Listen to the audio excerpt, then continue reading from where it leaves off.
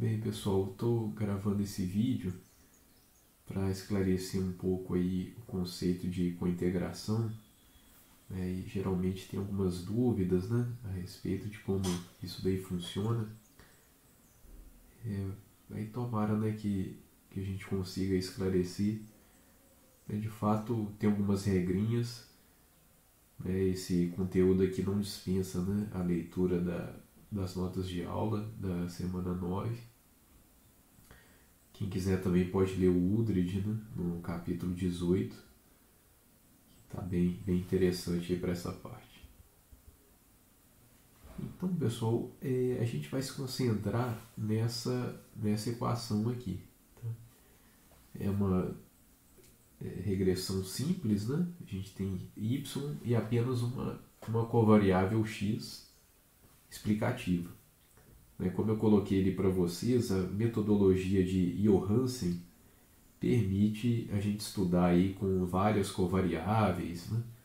Mas é uma metodologia mais avançada, então não é comum a gente estudar isso na graduação.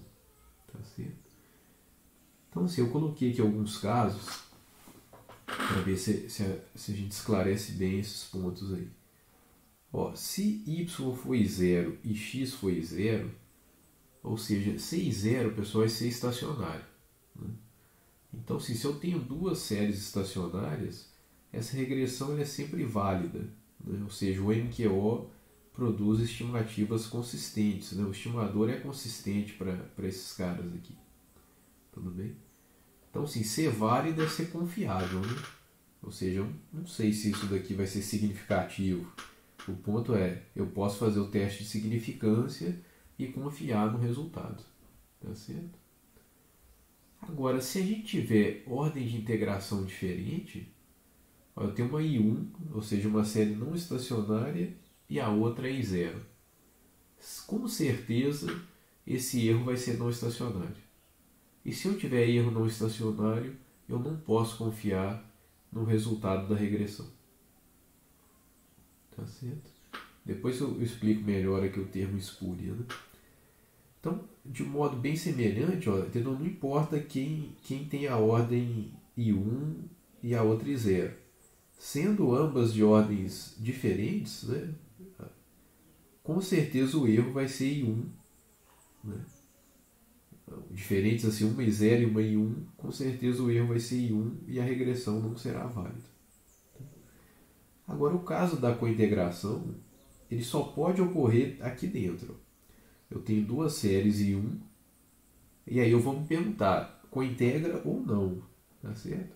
Ou seja, se eu sei que eu tenho duas séries I1, eu vou ter que testar ou vou ter que ter alguma informação para dizer se a regressão é válida ou não. Né? Então, nesse caso aqui, a gente pode ter erro I0 ou erro I1. Se o erro for I0, a gente diz que há cointegração e a regressão é válida. Se o erro for I1, elas não cointegram e a regressão é espúria. Né? Tá certo? Então, assim, basicamente, pessoal, é a gente olhar o erro e para poder dizer se a regressão é válida ou não. Né? O que acontece aqui é que se as duas são em zero, o erro só pode ser em zero. Então a regressão vai ser válida. Tá bem? Se elas têm ordem de integração diferentes, o erro só pode ser em 1, e aí então a regressão não é válida. Tudo bem? Um caso aqui, né, dentro de duas séries I1 é que se a gente fizer a transformação de modo a eliminar a raiz unitária e ficar com duas séries e zero, isso daqui eu posso fazer, porque regressão de duas séries e zero vai dar erro em zero e isso é sempre válido. Tudo bem? Então isso daí, pessoal, é o básico. Sabendo isso daí, a parte teórica assim, de cointegração, nesse contexto mais simples aqui, está resolvido. Tá? Então aqui, né, a nossa definição. Então a gente está pensando aqui em fazer yt menos beta xt e verificar se isso é zero. Então, se eu tiver duas séries I1, a gente vai dizer que x e y cointegram se para algum beta essa diferença aqui for zero, esse beta, então, nosso parâmetro de cointegração, né? E aqui, né, tem essa padronização ou normalização, né? É muito comum na literatura a gente deixar o coeficiente aqui 1 para o y e o beta para o x. Tá? Escrevendo desse jeito, esse beta aqui, se ele existir, ele vai ser único. Né? A gente vai ter apenas, né, ou seja, o nosso vetor de cointegração de fato é 1 para o y e beta para o x. Tá bem? Então, isso aqui é só um detalhe, assim, porque, né, de fato todo mundo calcula supondo que o y está multiplicado por 1. Né? Então, olha só, esse beta ele pode ser proposto pela literatura ou ele pode ser estimado. Né? Então, assim, se ele for proposto, que é o que eu estou chamando aqui de conhecido, né, a gente pode testar se para uma série em particular, para um conjunto de observações em particular, se esse erro aqui, né, ou seja, essa diferença entre yt e beta-xt, ela é de fato zero. Tá? Então, para uma série observada, a gente pode simplesmente aplicar o teste ADF nessa série aqui que eu estou chamando de ET e testar a ordem de integração. Né? Então, se a gente rejeita H0 do teste ADF, a gente conclui que ET não tem raiz unitária, portanto ET é zero, portanto y e x cointegram, tá bem? Para esse beta aqui. Tá? Agora, se eu não tenho confiança, eu não tenho informação para propor um valor para beta, eu posso usar a metodologia de Engel e Granger e estimar esses caras. Né? Estimar o beta. Né? De fato, como é que é feita a metodologia? Né? Ó, então pega ali y e x e 1. Né? Isso pode ser testado também. E aí na metodologia é mais comum, pessoal, a gente ter o beta zero. Né? Porque o estimador de MQO ele acaba tendo propriedades um pouco melhores, né? Se a gente usa essa formulação aqui. Assim, é basicamente a gente garante que o erro tem média zero. Né? Então pega os resíduos e aí testa esses resíduos aí via teste ADF para determinar a ordem de integração. E aí, ó, se o resíduo foi zero, a gente diz que y e x cointegram. Se o resíduo foi 1, não cointegram. Tudo bem? Pronto, e o que a gente pode falar de inferência, né? Então, assim, se tiver cointegração, a regressão é válida. E a gente sabe, né, que esse parâmetro de cointegração aí, ele é super consistente.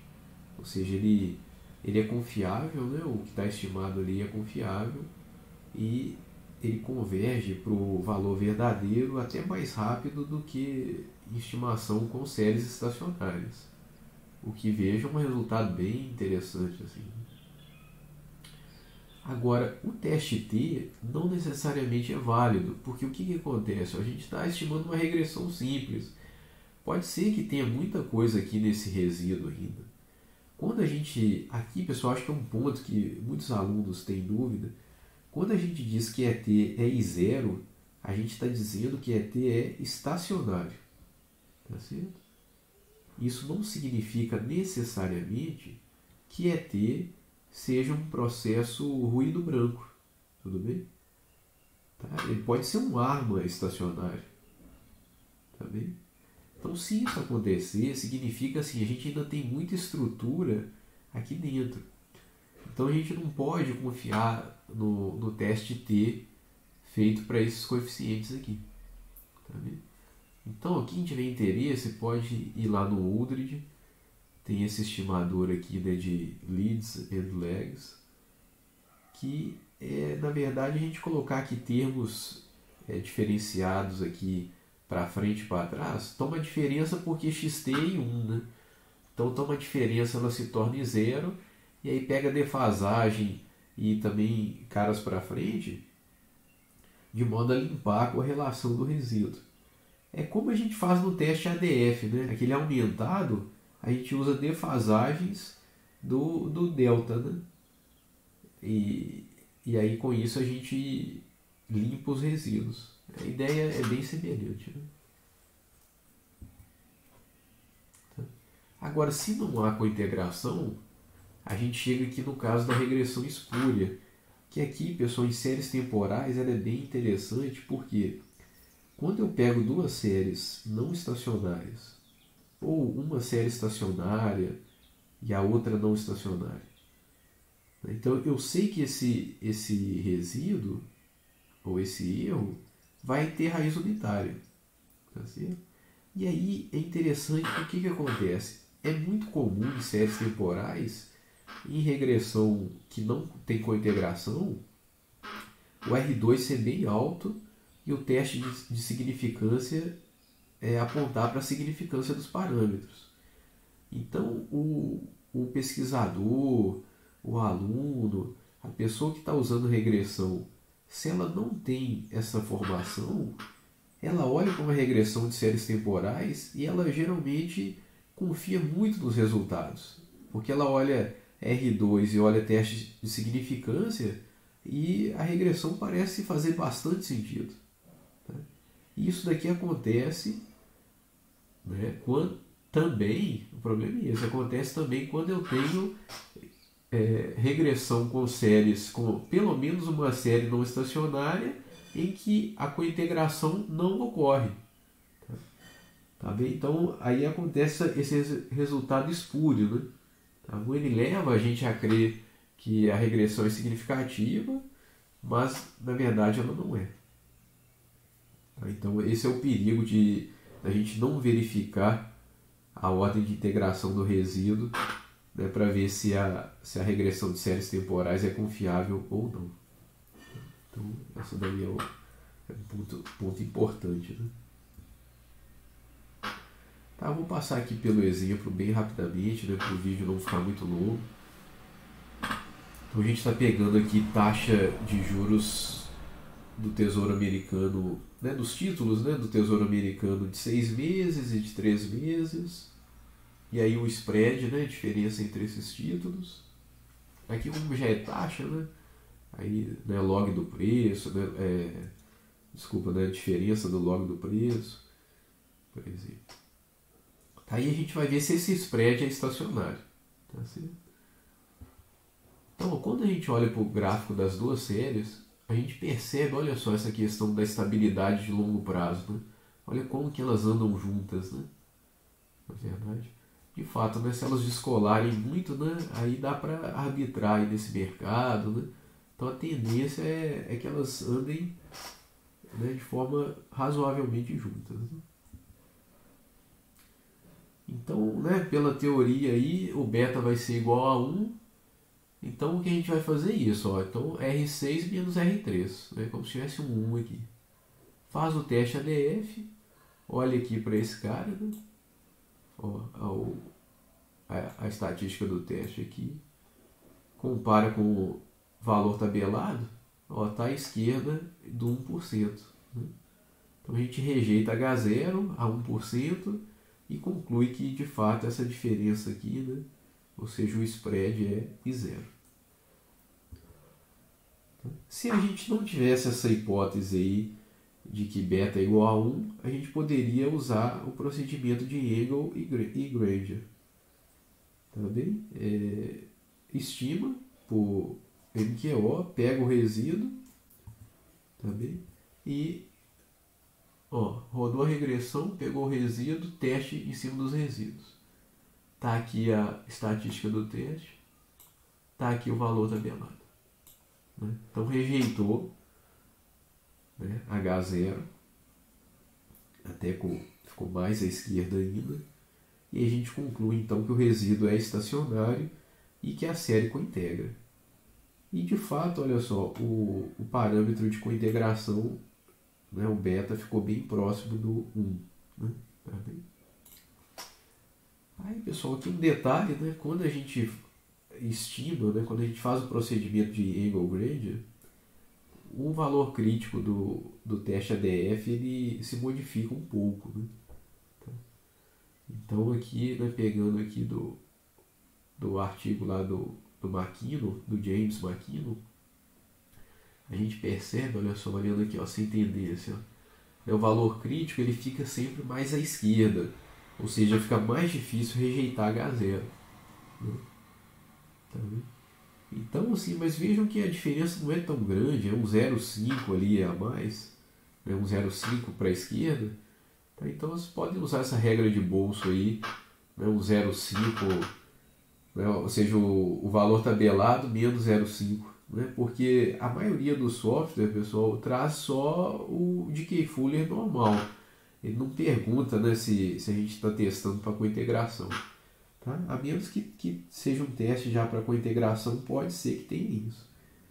Tá? Mas então, como regra de bolsa, aí, um 0,5 para a esquerda funciona bem. Tá, pessoal? Então é isso. Espero que ajude a complementar as notas de aula. E qualquer dúvida, entre em contato aí, por favor. Ok? Obrigado, pessoal. Até a próxima.